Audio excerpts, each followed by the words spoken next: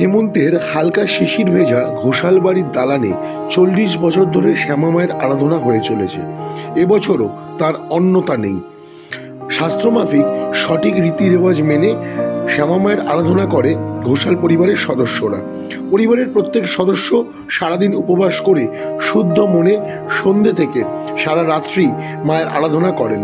অন্যদিকে চলে পরিবারের আত্মীয় বন্ধু বান্ধব সহ গ্রামবাসীদের ভোজন পর্ব। সবে মিলে হেমন্তের দীপান্বিতা কালী পুজোয় জমজমাট থাকে ঘোষাল বাড়ি।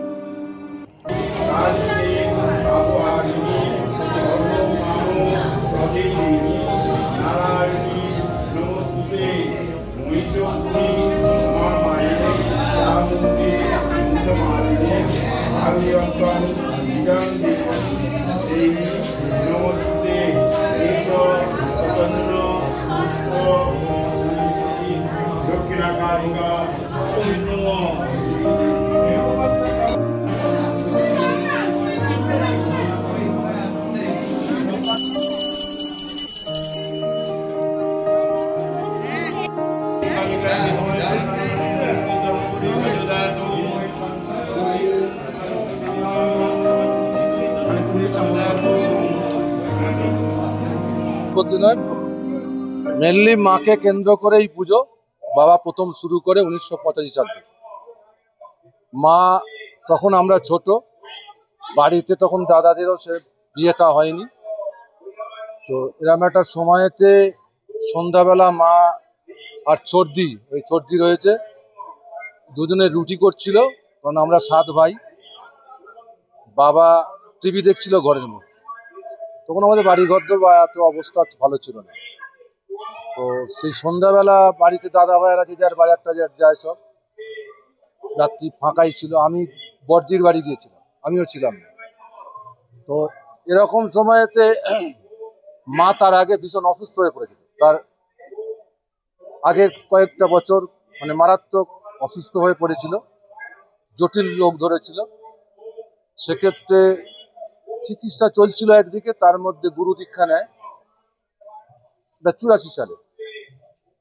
85 সালে মা ওই রুটি করতে করতে হঠাৎ অচৈতন্য অজ্ঞান হয়ে গিয়েছিল। সর্দি তখন একাই বাড়িতে ছিল, বাবা টিভি দেখছিল। তো সর্দি তখন পাড়ায়, এখানে একটা মাছা আছে আমাদের, মানে আমাদের পাড়া প্রতিবেশী কাকা হয় সম্পর্কে, তখন ডাকতে গিয়েছিল যে বাড়িতে দাদা মানে বাজারে দাদাদের খবর দেওয়ার জন্য বা ডাক্তার ডাকার জন্য। বাবা তখন ওখান থেকে উঠে এসে এই মায়েরই যে দীক্ষা নিয়েছিল, এই মায়ের ফটোর পায়ে হাত দিয়ে সেই ধূলিকণা মায়ের মাথায় ঠেকিয়েছিল। তো যদি তুমি ভালো করো তাহলে তোমার পুজো নিয়ে আসো, এটা ছিল বাবার কথা। তো যাই হোক, ডাক্তার আসার আগেই মা জ্ঞান ফিরেছিল।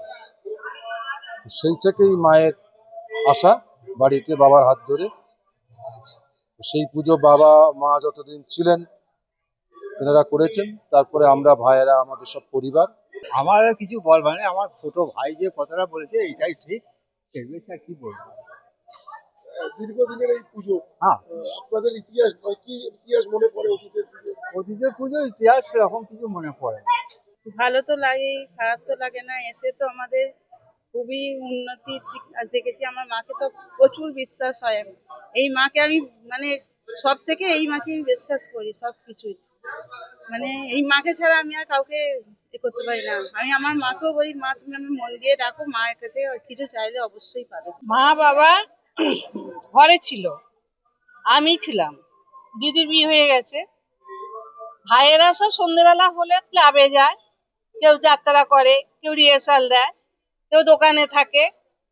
মা বাবাকে গাইড দেওয়ার জন্য আমি একাই ঘরে থাকতাম। একদিন সন্ধ্যেবেলা মা অজ্ঞান হয়ে যায়। বাবা সবাই ঘরে এমনি কুলুম দিতে মাকে রেখে দেয়, আন্নিক টান্নিক করে, প্রণাম করে, মা মা করে সবসময়। তারপরে মা কি অজ্ঞান হয়ে গেছে। বাবা তখন বলছে, বাবা আমাকে তখন নেরু নেরু করে ডাকতো, আদরের নাম। তখন বলছে নেরু, মা বলতো না, তোদের বউ বলতো। শ্বশুর শাশুড়ি তো মায়ের নেই, আমরাই মায়ের মা সবকিছু। বাবা বলতো নেরু, তোর বউ অজ্ঞান হয়ে গেছে, কালকে দেবো তো বাবা একা আছে। আমি তখন কি করেছি, বাবুকে বলছি, আমরা বাবু বলি, বাবু তুমি মাকে দেখো, আমি মেজদাকে ডেকে নিয়ে আসি। বলে মাকে বাবু এরকম করে যাচ্ছি, গিয়ে বলছে মা, খুব কাঁদছে, বলছে মা তুই আমার স্ত্রীকে বাঁচিয়ে দে মা, আমি তোকে ঘরে আনবো, এনে পুজো করবো, এই বছরই করবো। করে এবার আমি কি করেছি, ভাইদেরকে এবার ছুটে রাখতে গেছি। মেজদা তখন রিহার্সাল দিচ্ছে ক্লাবে। তারপরে আমার কলকাতা বাড়ি এক কাকা, আমি তো একা ছুটছি অন্ধকারে, কেউ কোথাও নেই, ভয় পাচ্ছে, বাবাও দৌড়াচ্ছি। গিয়ে বলছি, সে কাকা আমাকে ধরেছে, কাকা বলছে দিদি তুই কোথায় যাচ্ছিস? আমি বলছি মেজদাকে ডাকতে যাচ্ছি। কাকা তুমি তাড়াতাড়ি যাও, মা অজ্ঞান হয়ে গেছে, বাবু ঘরে একা আছে। বলে মেজদা রিহার্সাল দিচ্ছে ক্লাবে। মেজদা বলছে মেজদা তাড়াতাড়ি চলো, মা অজ্ঞান হয়ে গেছে। সে কি রে করে ও ছুটে এসেছে। তারপরে কাকা ছিল, সে কাকা আবার সুধীর কাকা, মেজদা, সে কাকা আবার ছুটে গিয়ে আমার আরো ভাইদেরকে খবর দেয়। তারপরে ডাক্তার নিয়ে আসে।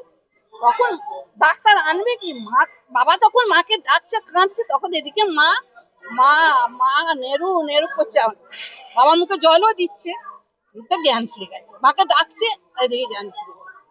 তারপরে আমরা সব এসে দেখছি মায়ের জ্ঞান ফিরে গেছে, আর ডাক্তার ডাকতে হয়নি। পুজোটা বহু প্রাচীন পুজো, সূর্যকান্ত ঘোষালের বাড়ির পুজো, তার পরিবারের পুজো। তার বাবা এটাকে শুরু করেছিলেন 40 বছর আগে। তো পরবর্তীকালে সূর্য আমাদের বলা যেতে পারে আমাদের শিয়াখালার আইকন এক প্রকার। তো তার বাড়ির পুজো নিষ্ঠা ভরে সমস্ত আচার অনুষ্ঠান মেনে পুজো হয়।